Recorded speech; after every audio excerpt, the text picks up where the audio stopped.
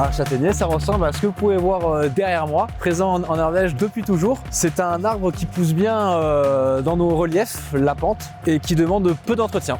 C'est un arbre qui supporte bien la chaleur en été et qui n'a pas forcément besoin de beaucoup d'eau, à part au mois de septembre, pour que les fruits puissent grossir.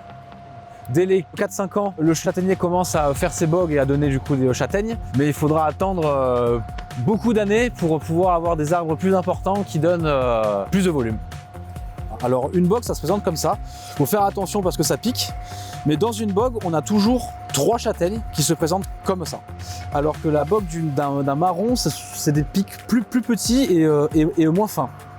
Le marron, il faut bien faire attention parce que ce n'est pas comestible, vous pouvez finir à l'hôpital en mangeant. Il faut savoir que la châtaigne avait une mauvaise connotation, on l'associait aux fruits du pauvre et quand il fallait vendre des châtaignes dans les grandes villes, on a pris le nom marron parce que ça avait une meilleure connotation chez les clients et ça se vendait mieux. Et depuis ce jour, quand une châtaigne est transformée, on va l'appeler marron. Le grand défi pour la filière châtaigne, c'est un peu comme beaucoup d'arbres fruitiers, c'est le changement climatique. Heureusement pour nous, le châtaignier quand même supporte bien les étés chauds.